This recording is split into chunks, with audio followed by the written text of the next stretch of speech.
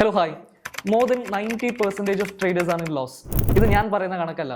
ഏറ്റവും റീസെന്റ് ആയിട്ട് സെബി പുറത്തുവിട്ട ഡാറ്റയിൽ ഏകദേശം 93% ട്രേഡേഴ്സ് ആർ ഇൻ ലോസ്. അതിന്റെ 3-year അഗ്രിഗേറ്റഡ് വാല്യൂ നമ്മൾ നോക്കുവാണെങ്കിൽ 1.8 lakh crores ആണ് ഈ ടോട്ടൽ ലോസ് എന്ന് പറയുന്നത്. അതിൽ തന്നെ കഴിഞ്ഞ ഫിനാൻഷ്യൽ ഇയറിൽ 91.1% ഓഫ് റീറ്റെയിൽ ട്രേഡേഴ്സ് ലോസിലാണ്.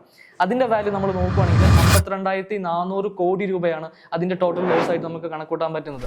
അതായത് ചുരുക്കം പറയുകയാണെങ്കിൽ ഈ ഒരു മാർക്കറ്റിൽ 7.2% ആൾക്കാർ മാത്രമേ നെറ്റ് പ്രോഫിറ്റിൽ കഴിഞ്ഞ ഫിനാൻഷ്യൽ ഇയർ എൻഡ് ചെയ്തിട്ടുള്ളൂ.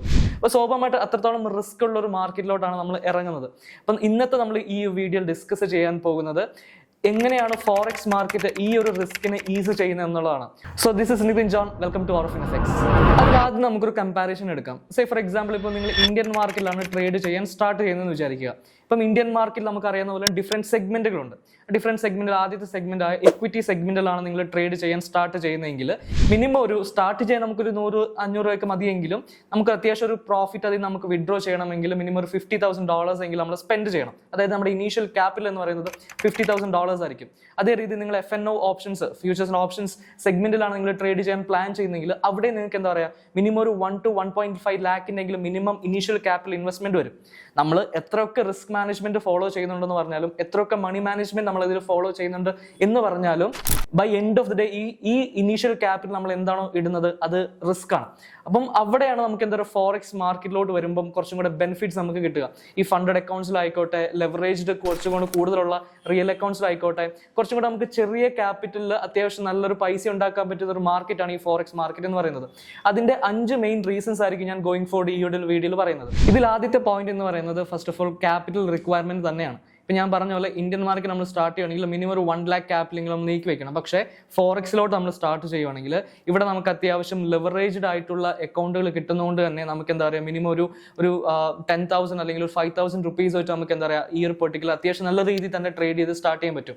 അതിനോടൊപ്പം തന്നെ നമുക്ക് കിട്ടുന്ന ഒരു ബെനിഫിറ്റ്സ് ആണ് ഫണ്ടഡ് അക്കൗണ്ട്സ് എന്ന് പറയുന്നത്. ഓൾറെഡി നമുക്ക് ട്രേഡ് ചെയ്യാൻ അറിയാം. ഫോർ എക്സാമ്പിൾ ഇപ്പോൾ നമ്മൾ പറയുകയാണെങ്കിൽ ഒരു $5,000 ഫണ്ടഡ് അക്കൗണ്ട് നമുക്ക് കിട്ടണമെങ്കിൽ നമ്മൾ ആകെപ്പാടെ സ്പെൻഡ് ചെയ്യേണ്ട എമൗണ്ട് എന്ന് പറയുന്നത് $36 ആണ്, which is around 3,000 to 4,000 rupees ആണ്.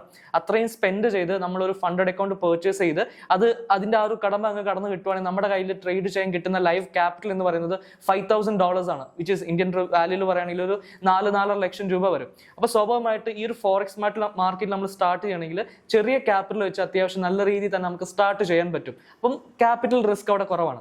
രണ്ടാമത്തെ മെയിൻ റീസൺ ആണ് ലെവറേജസ് എന്ന് പറയുന്നത്. ഇപ്പം ഇന്ത്യൻ മാർക്കറ്റിലാണ് നിങ്ങൾ ട്രേഡ് ചെയ്യാൻ സ്റ്റാർട്ട് ചെയ്യുന്നതെങ്കിൽ ഇവിടെ നിങ്ങൾക്ക് ലെവറേജ് ആയിട്ട് ഇക്വിറ്റി സെഗ്മെന്റിൽ ഇൻട്രാഡേ ആണ് നിങ്ങൾ ചെയ്യുന്നതെങ്കിൽ 5x ലെവറേജ് മാത്രമേ അവിടെ ഓഫർ ചെയ്യുന്നുള്ളൂ. പക്ഷേ when it comes to forex market, അവിടെ റിയൽ അക്കൗണ്ട് ആണ് നിങ്ങൾ ട്രേഡ് ചെയ്യുന്നതെങ്കിൽ മിനിമം 100x തൊട്ട് 2,000 അൺലിമിറ്റഡ് എക്സ് ലെവറേജ് പ്രൊവൈഡ് ചെയ്യുന്ന ഫോറക്സ് ബ്രോക്കേഴ്സ് ഉണ്ട്. അപ്പം ചെറിയ ക്യാപിറ്റൽ, അതായത് ഒരു $10,000 പൊസിഷൻ നമ്മൾ എന്താ പറയുക ഹോൾഡ് ചെയ്യാൻ നമ്മൾ ആകപ്പാട് ഒരു $100 നമ്മൾ സ്പെൻഡ് ചെയ്താൽ മതിയായിരിക്കും. അത്രത്തോളം ലെവറേജ് നമുക്ക് അവിടെ കിട്ടുന്നുണ്ട്. മൂന്നാമത്താണ് സ്വാഭാവികമായിട്ട് ഇതിലെ റിസ്ക് എന്ന് പറയുന്നത്. ഇപ്പൊ ഞാൻ കുറച്ചു മുമ്പ് പറഞ്ഞ പോലെ നമ്മൾ എത്രയാണോ ഇനീഷ്യൽ ക്യാപിറ്റൽ കൊണ്ടുവരുന്നത് അത് അത്രയും റിസ്ക് തന്നെയാണ്. സേ ഫോർ എക്സാമ്പിൾ, ഇപ്പൊ നിങ്ങളൊരു റിയൽ അക്കൗണ്ടിൽ ഒരു 1 lakh റുപ്പീസ് നിങ്ങൾ കൊണ്ടുവന്ന് 10% റിസ്ക് എടുത്തു എന്ന് വിചാരിക്കുക.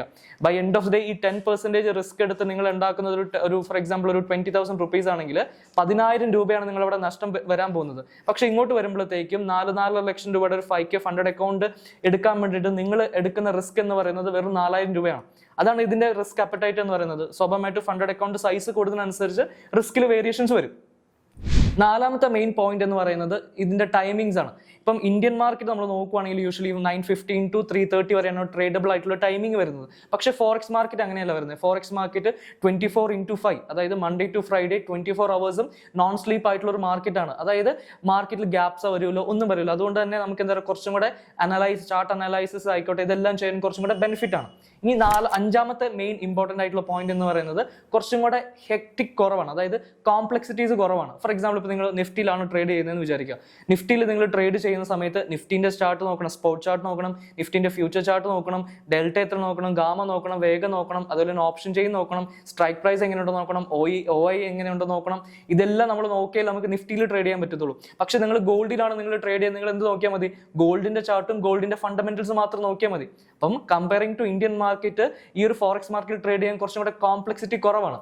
സോ ഈ 5 റീസൺസ് ആണ് നമ്മൾ എന്താ പറയുക ഇന്ത്യൻ മാർക്കറ്റിൽ നിന്ന് കുറെ പേർ ഇപ്പം ഫോറക്സ് മാർക്കറ്റിലോട്ട് ഷിഫ്റ്റ് ആവുന്ന ഒരു ട്രെൻഡ് നമുക്ക് കാണാൻ സാധിക്കുന്നത്. അപ്പോൾ ഡെഫിനറ്റ്ലി നിങ്ങൾ ഇന്ത്യൻ മാർക്കറ്റിൽ നിന്ന് ഫോറക്സ് മാർക്കറ്റിൽ അല്ലെങ്കിൽ പുതിയതായിട്ട് ഫോറക്സ് ട്രേഡിംഗ് സ്റ്റാർട്ട് ചെയ്യാൻ പ്ലാൻ ചെയ്യുന്ന ആൾക്കാരാണെങ്കിൽ ഡെഫിനറ്റ്ലി നിങ്ങൾക്ക് അതിൻ്റെതായ കുറേ രീതിയിലുള്ള കൺഫ്യൂഷൻസ്, എങ്ങനെ സ്റ്റാർട്ട് ചെയ്യണം, എവിടെ നിന്ന് സ്റ്റാർട്ട് ചെയ്യണം, എന്നത് വെച്ച് എവിടെ നിന്ന് എന്ത് നമ്മൾ നോക്കി സ്റ്റാർട്ട് ചെയ്യണം, ഇങ്ങനെ കുറേ നിങ്ങളുടെ മൈൻഡിൽ ഡൗട്ട്സ് ഉണ്ടെന്ന് അറിയാം.